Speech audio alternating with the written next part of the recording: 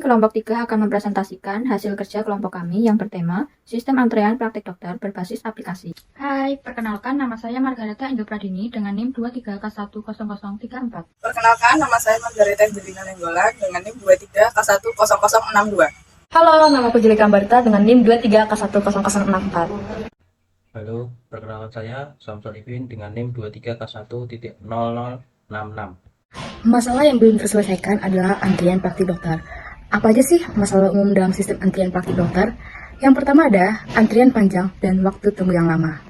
Ini disebabkan karena jumlah pasien yang banyak, waktu konsultasi yang bervariasi, ketidaktepatan waktu kedatangan pasien. Misalnya, pasien yang datang terlambat. Selanjutnya ada kurangnya efisiensi dalam proses pendaftaran. Misalnya ini, proses pendaftaran yang rumit ataupun lambat. Kedua, ada ketidakadilan dalam sistem antrian. Ini juga bisa terjadi karena memprioritaskan pasien dengan kondisi darurat ataupun kebutuhan khusus. Pasien yang tidak mengerti tentang cara sistem antrian bekerja. Lebih diprioritaskan pasien berdasarkan status, sosial, usia, ataupun jenis kelamin. Selanjutnya di sini adanya kurang informasi dan komunikasi.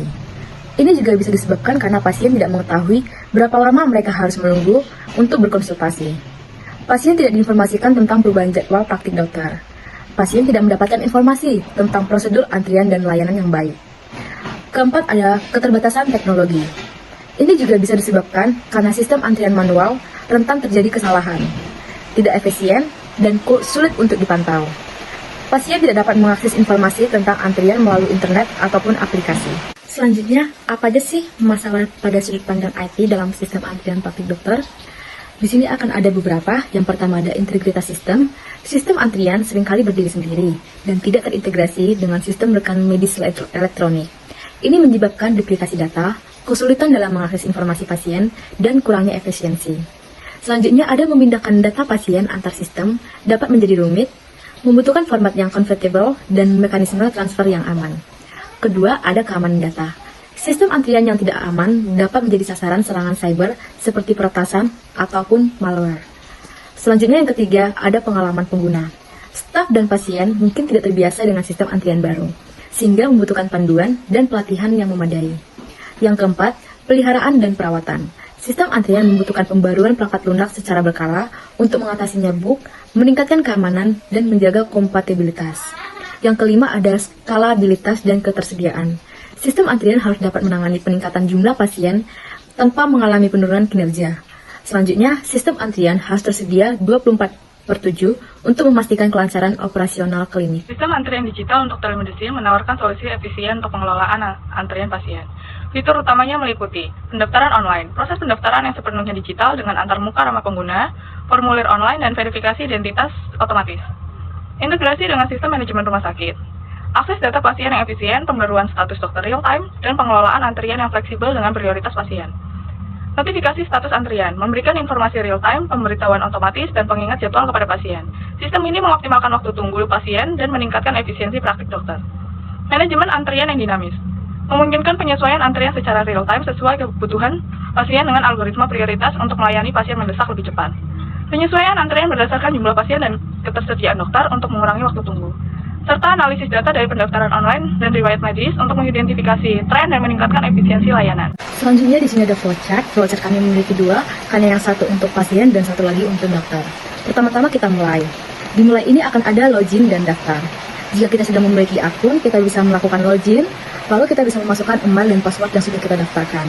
Jika login berhasil, maka login akan masuk ke beranda, tetapi jika tidak berhasil, maka akan masuk ke email untuk mengirimkan email. Lalu nanti email ini akan mendapatkan kode spesial. Kode spesialnya itu dimasukkan, lalu mengirimkan kode spesial. Jika kode spesialnya ini valid, maka akan melanjutkan ke halaman untuk membuat password baru. Jika password barunya berhasil, maka akan masuk ke beranda. Tetapi jika kode spesialnya ini tidak valid, maka akan mengulang lagi untuk memasukkan email dan akan mendapatkan email kode spesial yang baru. Tetapi dan juga jika password barunya tidak valid, maka akan mengulang untuk membuat password barunya. Selanjutnya, jika kita belum memiliki akun, kita bisa masuk ke daftar. Di daftar ini kita akan memasukkan nama, email, dan password. Jika itu semua berhasil, maka akan memasukkan ke login, lalu memasukkan lagi email dan password yang sudah kita buat. Jika login berhasil, akan masuk ke beranda. Tetapi jika daftar tadi tidak berhasil, maka akan mengulang untuk menulis nama, email, dan passwordnya. Selanjutnya jika berhasil maka akan masuk ke beranda. Di beranda ini akan ada daftar dokter, formulir pendaftaran, status antrian, riwayat kunjungan, notifikasi, profil pasien, dan setting. Di dalam daftar dokter akan ada beberapa nama-nama dokter dengan daftar dokter. Di daftar dokter ini akan ada tersedia jadwal praktik dokter, hari, tanggal, dan waktu. Selanjutnya akan ada dokter dengan spesialis apa. Selanjutnya akan ada lokasinya. Di formulir pendaftaran kita bisa mengisi formulir pendaftaran. Selanjutnya di status antrian nanti kita akan bisa melihat antrian nomor berapa kita akan melakukan konsultasi dan jam berapa. Selanjutnya riwayat kunjungan nanti bakal terlihat jelas riwayat-riwayat yang sudah kita lakukan. Misalnya sudah pernah melakukan konsultasi pada hari Selasa, Rabu, dan Kamis, semua akan tersedia di riwayat kunjungan. Selanjutnya notifikasi ini berguna untuk menampilkan jika ada dokter yang melakukan perubahan jadwal akan muncul melalui notifikasi. Selanjutnya profil pasien adalah data-data dari pasien, yang setting adalah untuk mengubah pengaturan-pengaturan di aplikasi tersebut. Selanjutnya di sini ada aplikasi untuk daftar dokter, sama seperti aplikasi untuk pasien, yaitu untuk memasukkan login dan daftar. Perbedaannya hanya di beranda.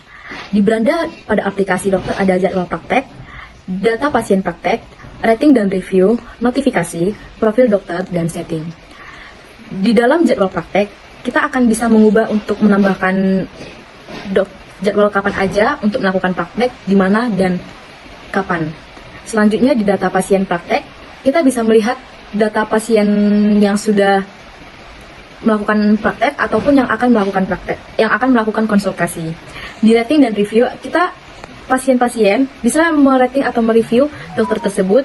Di rating dan review, kita bisa melihat rating dan review dari pasien-pasien. Notifikasi akan memunculkan notifikasi jika ada pasien yang ingin melakukan konsultasi kepada dokter tersebut. Profil dokter akan menampilkan semua data-data dari dokter tersebut, setting untuk melakukan perubahan ataupun men-setting aplikasi tersebut. Yang ketiga ada hardware, satu server. Ada dua jenis server. Yang pertama server lokal atau on-premise. Server fisik di lokasi, misalnya Dell PowerEdge atau HP ProLiant. Dua, cloud server, menggunakan layanan seperti AWS, Google Cloud, atau Azure. Fungsinya untuk menyimpan data pasien, dokter, jadwal, dan antrean. Dua, menjalankan backend aplikasi. Yang kedua ada router dan jaringan internet. Router Wi-Fi misalnya TP-Link atau Mikrotik. Dua, koneksi internet stabil dengan bandwidth memadai. Fungsinya untuk menghubungkan perangkat antara dokter, pasien, display, ke server atau ke aplikasi cloud. Yang ketiga ada display antrean, TV atau monitor LED dengan 32 inci atau lebih besar. Media player, Chromecast, Raspberry Pi, atau PC mini untuk menampilkan informasi antrean. Fungsinya untuk menampilkan nomor antrean yang sedang dipanggil secara real-time. Keempat, komputer atau tablet untuk dokter. Laptop, desktop, atau tablet. Fungsinya, dokter dapat mengakses sistem untuk melihat antrean, mengubah status pasien, dan mencatat hasil konsultasi. Kelima, smartphone atau tablet untuk pasien dan staf. Android atau iOS device. Fungsinya, pasien menggunakan aplikasi untuk mendaftar, melihat antrean, dan menerima notifikasi. Staf juga dapat menggunakan perangkat ini untuk mengelola jadwal dan membantu pasien. Keenam, power backup, UPS, untuk server dan perangkat penting. Fungsinya, menjaga sistem tetap berjalan selama gangguan listrik. Yang ketujuh, audio system, speaker atau sistem audio sederhana. Fungsinya, memberikan notifikasi suara saat nomor antrean dipanggil. Yang kedelapan, peripheral tambahan, ada keyboard dan mouse, untuk kioska atau admin system. Kabel HDMI atau VGA, untuk menghubungkan display ke media player. Stand atau bracket untuk memasang monitor atau TV. Aplikasi sistem antrian kami menggunakan teknologi terdepan. Untuk frontend, kami memanfaatkan React Native atau Flutter. Untuk aplikasi mobile yang responsif dan lintas platform. Serta HTML, CSS, dan JavaScript untuk versi web yang mudah diakses. Backend dibangun dengan Node.js, Django, atau Spring Boot dipilih berdasarkan kebutuhan skalabilitas dan keamanan data. Data dikelola dengan MySQL, MongoDB, atau PostgreSQL, dan di-host di cloud, AWS, GCP, atau Azure untuk memastikan ketersediaan dan keamanan data. Sistem keamanan yang komprehensif mencakup SSL atau TLS, firewall, dan autentikasi terenkripsi. Notifikasi real-time dikirim melalui FCM, layanan email seperti SendGrid, dan gateway SMS seperti Twilio atau Nextmo. Analisis data dan prediksi waktu tumbuh memanfaatkan TensorFlow atau Scikit-learn dengan visualisasi data yang jelas melalui Tableau atau library Python. Integrasi dengan sistem rumah sakit terjamin melalui protokol HL7 atau FHIR API. Proses pengembangan didukung oleh alat pengujian otomatis, Selenium ataupun Gmeter, dan sistem pelacakan bug, Jira, Bugzilla Untuk memastikan kualitas dan stabilitas aplikasi, algoritma yang digunakan meliputi algoritma antrian untuk mengelola urutan pasien dengan prinsip FIFO agar layanan berjalan teratur, algoritma prioritas untuk memberikan perhatian kepada pasien dengan kondisi urgent, algoritma pencarian untuk mempermudah akses informasi seperti riwayat medis dan jadwal dokter, algoritma notifikasi untuk mengirim pembaruan status antrian dan jadwal melalui SMS, email, atau aplikasi, algoritma pengelolaan data untuk menganalisis data demi meningkatkan efisiensi dan menghasilkan laporan penting, algoritma keamanan untuk melindungi data pasien melalui enkripsi dan autentikasi guna menjaga kerahasiaan, serta algoritma pembelajaran mesin untuk memprediksi waktu tunggu dan kebutuhan sumber daya berdasarkan analisis pola data. Pada bagian data terdapat 5, yaitu data pasien, data antrian, data jadwal dokter, data sistem, dan penggabungan data dalam aplikasi. Pada data pasien terdapat 3, yaitu identitas pasien, riwayat medis, penyebab konsultasi. Pada antrian terdapat 3, nomor antrian, urutan antrian, waktu tunggu.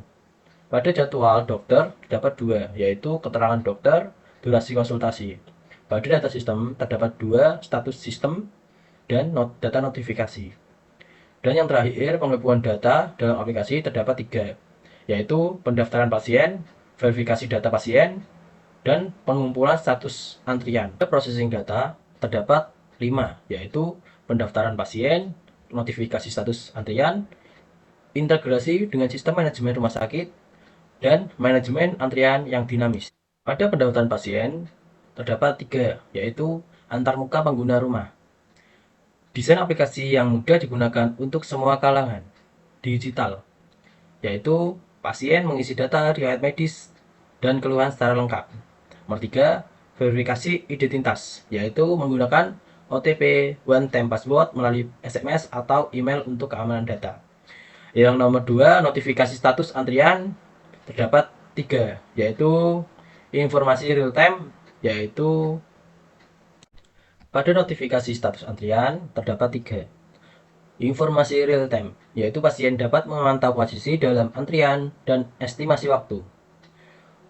Kemudian pemberitahuan otomatis, yaitu notifikasi tentang perubahan status antrian melalui SMS, email, atau aplikasi. 3. Pengingat jadwal, yaitu mengingatkan pasien tentang jadwal konsultasi agar tidak terlewat. 4. Integrasi dengan sistem manajemen rumah sakit. Terdapat 2. Akses data pasien, yaitu dokter dapat mengakses riwayat medis pasien secara cepat melalui database rumah sakit. Kemudian aktif dokter, yaitu menampilkan ketersediaan dokter secara real time termasuk waktu kerja dan status konsultasi. Dan yang terakhir, manajemen antrian yang dinamis, terdapat 7. Pertama, prioritas pasien, yaitu memberikan prioritas kepada pasien berdasarkan kondisi medis yang mendesak. Kedua, pengolahan antrian, yaitu sistem otomatis mengatur ulang urutan antrian jika ada pasien yang tidak hadir. Ketiga, pengumpulan dan analisis data, yaitu menganalisis data waktu tunggu dan jumlah pasien untuk mengingatkan layanan dan perencanaan sumber daya. Nomor 4, pemantauan dan penyesuaian, yaitu jika terjadi ketidaksesuaian atau ketidaksesuaian dalam jadwal sistem akan melakukan penyesuaian antrian otomatis, memberi tahu pasien tentang perubahan jadwal atau status mereka. Nomor 5, pembersihan data, yaitu menghapus data duplikat, kesalahan ketik, atau data yang tidak relevan. Misal, data pasien yang tidak lengkap atau tidak valid.